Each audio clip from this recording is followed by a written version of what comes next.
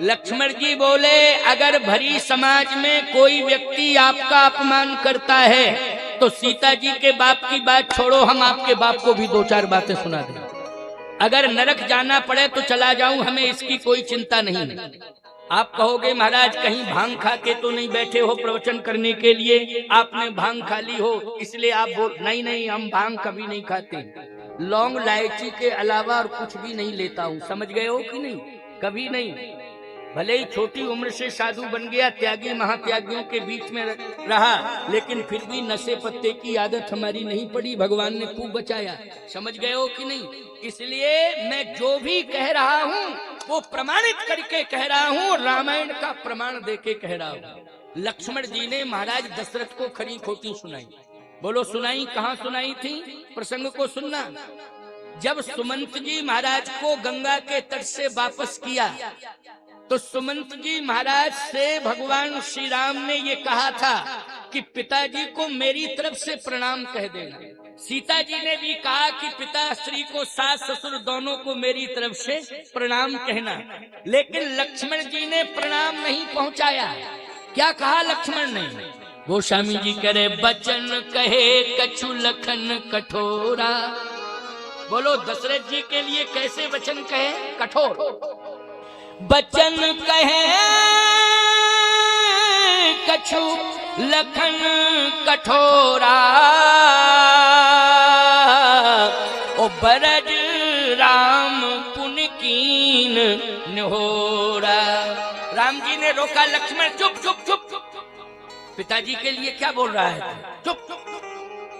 बार बार निज शपथ दिवाई, ओ कहे न तात लखन लरिकाई।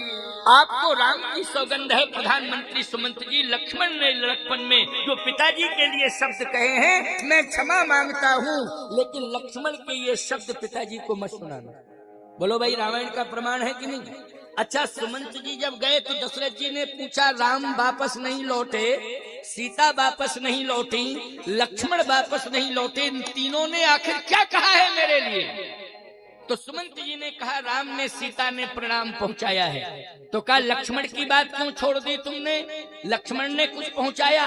अब राम जी ने सौगंध रखाई थी कि बार बार निज शपथ दिवाई, कहे न तात लखन लड़काई। लक्ष्मण के लड़कपन की बात पिताजी को मत सुनाना, सौगंध है राम की। तो सुमंत जी रोने लगे और मौन हो गए।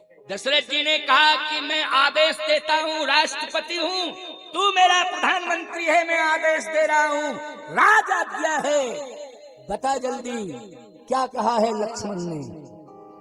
सुमंत जी ने कहा कि अगर राजा की आज्ञा का पालन नहीं करता हूँ तो धर्म नष्ट हो जाएगा, और राम की प्रार्थना को अगर नहीं समझता हूँ, विचार नहीं करता हूँ, तो याद रखना निश्चित रूप से इसमें भी धर्म चला जाएगा। लेकिन मैं इस समय पद पर बैठा हूँ तो राज आज्ञा का पालन मुझे करना चाहिए, क्योंकि पद से इस्तीफा नहीं दिया था, पद पर बैठे थे। तो बोलो भाई पद का सम्मान करना चाहिए कि नहीं करना चाहिए? सुमंत जी ने कहा कुछ भी हो जाए, भले ही राम जी ने सौगंध दिलाई है, लेकिन राज आज्ञा हो गई है, राष्ट्रपति ने आदेश दिया है, मैं पालन करूंगा। कहा महाराज लक्ष्मण ने आपको कठोर वचन कहे। लक्ष्मण ने कठोर वचन कहे? हाँ। सुमंत तुम्हें मालूम है कि किसके कारण लक्ष्मण ने मुझे कठोर वचन कहे?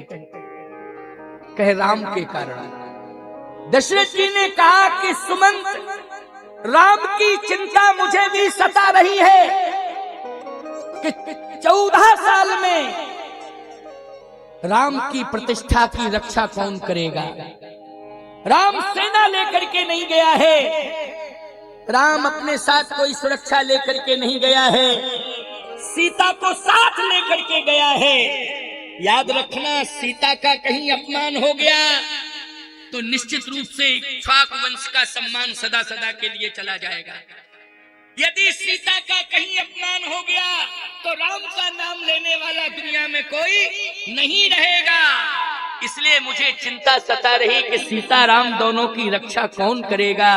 लेकिन आज मुझे विश्वास हो गया कि सीताराम की प्रतिष्ठा पर आंच आने पर दो चार बातें लक्ष्मण अगर अपने बाप को सुना सकता है तो लक्ष्मण के रहते हुए सीताराम का बाल बांका नहीं बिगड़ पाएगा। लक्ष्मण प्रहरी बनकर के सम्मान की रक्षा करेगा। दशरथ जी के ये बयान है, समझ रहे हो कि नहीं? इसलिए राम जी की प्रतिष्ठा पर आंच आता है तो लक्ष्मण बर्दाश्त नहीं करते हैं। भगवान ने लक्ष्मण को शांत किया, बिठाला। गुरुदेव ने कहा कि राम जनक जी बहुत व्यथित हो रहे हैं, इसलिए अब विलंब मत करो। अब तो तुम विलंब मत करो। उठहु राम धन्यो भव चापा, मैं कहूँ तात जनक परितापा। गुरु प्रणाम सहिजई चले सकल जग स्वामी, रहमत बर कुंजर कामी।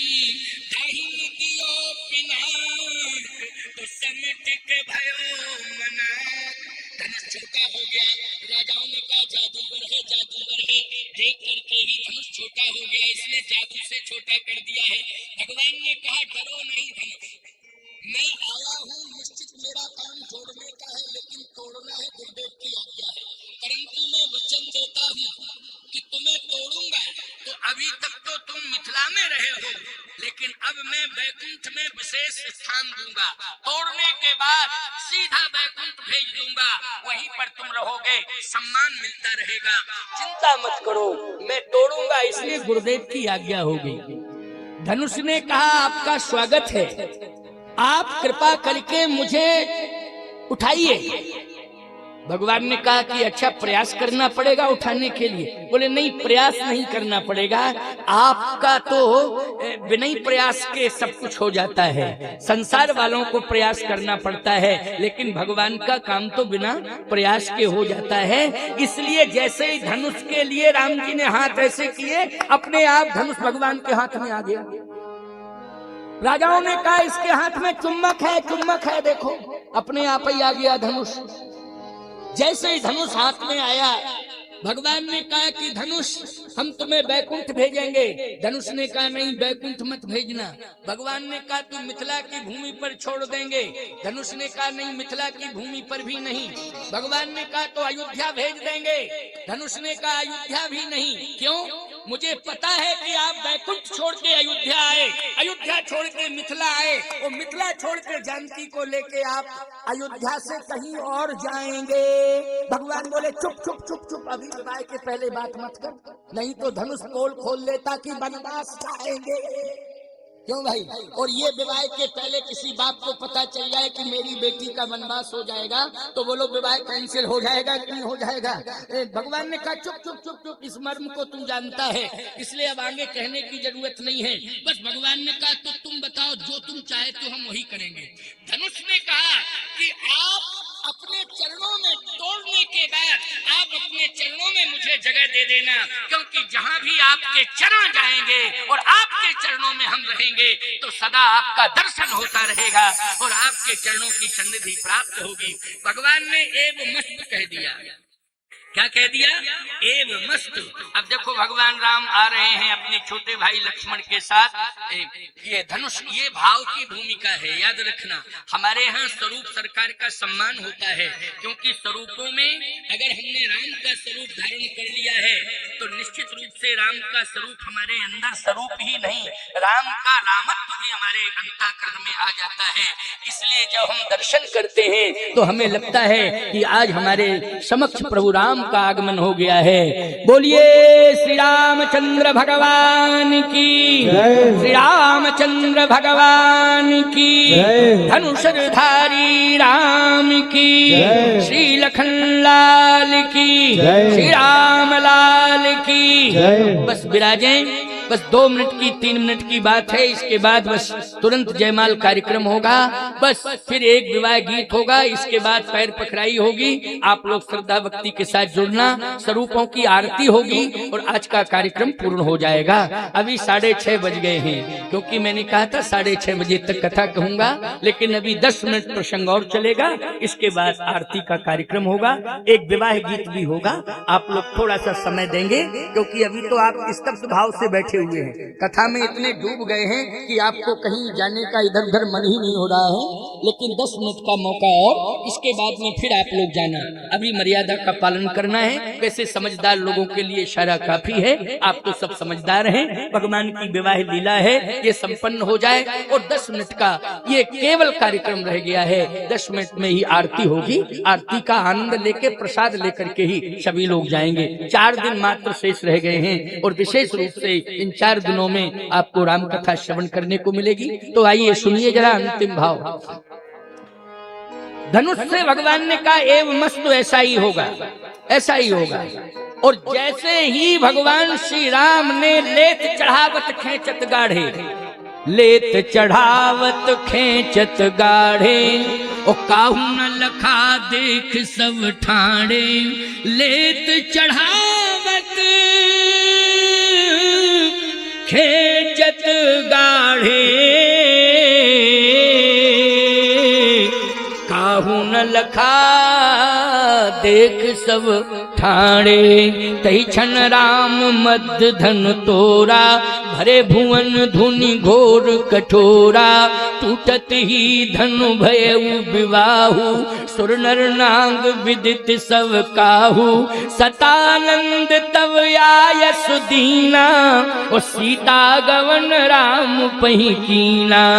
सीता जी राम जी के पास पहुंच गई। चतुर सखी लख कहा बुझाई, और पहिरावों जय माल सुहाई, सुनत जुगल कर माल उठाई, लेकिन प्रेम विवश पहिराइन जाई। श्री किशोरी जी ने पूरा प्रयास किया। माला जो है जितनी क्षमता थी, क्षमता के अनुसार माला उठाई, लेकिन भगवान राम को पहना नहीं पा रही हैं, क्योंकि आयु का अंतर है। राम जी उम्र में 9 साल बड़े हैं सीता जी से। याद रखना कितने वर्ष बड़े हैं? 9 साल। 9 साल का अंतर है, 9 साल बड़े हैं। अब सीता जी ने माला उठाई। हमने कथा में ये भाव कह दिया है, किशोरी जी थोड़ा बाद में आई हैं, आ जाने दो, लेकिन ये तो कथा में चल रहा है भाव, है ना। वो स्वरूपों का दर्शन, वो दर्शन की महिमा है, लेकिन कथा में ही सारे भाव प्रदर्शित कर दिए जाएंगे। केवल मात्र किशोरी जी प्रभु राम के गले में जयमाल पहनाएंगी, बस उतना ही भाव, वही स्वरूप का दर्शन आप करना, आनंद की प्राप्ति करना। चतुर सखी लख कहा बुझाई, पहिरावो जयमाल सुहाई, सुनत जुगल कर माल उठाई, प्रेम दिवस पहिराइन जाई। सीता जी माला नहीं पहना पा रही हैं, 9 साल का अंतर है। सखी ने कहा राम ललाजू, किशोरी जी हमारी माला पहनाना चाहती, थोड़ा सा आप झुक जाइए। और जैसे ही सखी ने कहा झुक जाइए, तो लक्ष्मण जी बगल में खड़े थे। कहा भैया झुकना बिल्कुल नहीं, आप धनुष का धनुष तोड़े, ऊपर से झुके अलग, बिल्कुल नहीं झुकना। ऐसा कार्य आपने किया है कि रघुवंश की पताका फहरा रही है, इसके बाद भी मिथिला के लोग झुकाना चाहें, शर्म की बात है। भैया मेरी प्रार्थना है, आप बिल्कुल नहीं झुकना। अच्छा राम जी मन ही मन सोच रहे, अगर भरत को लाए होते तो चुपचाप खड़ा रहता, ये बीच में बोल गया।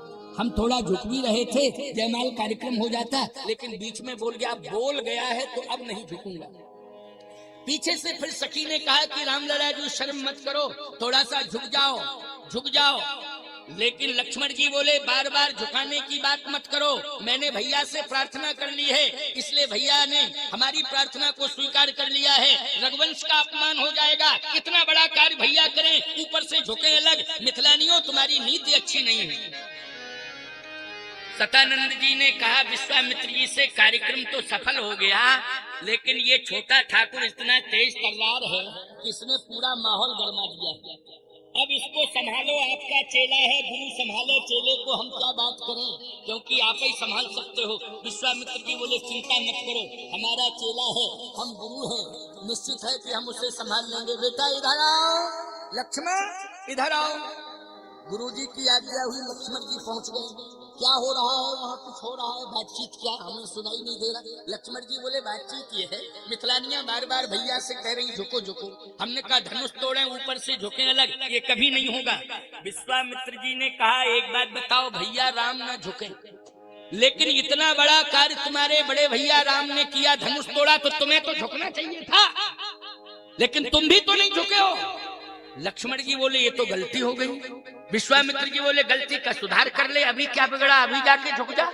लक्ष्मण जी बोले आपने अच्छा मार्गदर्शन दिया गुरुदेव, अपराध से बच गया हूँ, बिल्कुल अवश्य ही गलती हुई है, लेकिन क्षमा मांग लूंगा। भैया भैया भैया भैया कह के चरणों में गिर गए, मुझसे भूल हो गई, भूल हो गई, भूल हो गई। विश्वामित्र जी ने कहा कि राम तुम्हारे चरणों में तुम्हारा छोटा भाई पड़ा है, और याद रखना वो चरणों में पड़ा हुआ है, अब तुम उसे उठा लो, हृदय से लगा लो, मेरी आज्ञा है। लक्ष्मण जी ने कहा गुरुदेव आज्ञा को शिरोधार्य करता हूँ। जैसे ही राम जी लक्ष्मण को उठाने के लिए झुके, इधर से सखी ने कहा गोल्डन चांद से पहना दो सीता का माल। उसी समय सीता जी ने जैसे राम जी के गले में विजय माल डाली, फूलों की माला लक्ष्मण से ठंडी ठंडी लगी। लक्ष्मण जी ने कहा भैया ये माला कब गिरी? राम जी बोले तुम गिरे और माला गिरी, हमें पता ही नहीं चला, लेकिन तुम गिरे, उसी समय तुम्हें उठाने लगा, माला गिर गई। तो सिया रघुवीर विवाह जे सप्रेम गावहि सुनहि, तिन कह सदा उछाहे, मंगलायतन राम जस राम सरिस बर दुल्हन सीता, समधि दशरथ जनक पुनीता। इसलिए सीताराम मनोहर जोड़ी, सीताराम मनोहर जोड़ी, दशरथ नंदन जनक किशोरी, दशरथ नंदन जनक किशोरी। सिया पर पुकारा करेंगे, सिया पर पुकारा करेंगे, मिथिला अवध में गुजारा करेंगे, मिथिला अवध में गुजारा करेंगे, मिथिला अवध में गुजारा करेंगे, मिथिला अवध में गुजारा करेंगे। सीताराम जय सीताराम, सीताराम जय सीताराम, सीताराम जय सीताराम, सीताराम जय सीताराम, सीताराम जय सीताराम। सियावर रामचंद्र की जय हो। सियावर रामचंद्र की जय हो। दूल्हा दुल्हन सरकार की जय हो। आबाद मिथिला धाम की जय हो। आबाद मिथिला धाम की जय हो। हनुमान जी महाराज की जय हो। जय जय सीता।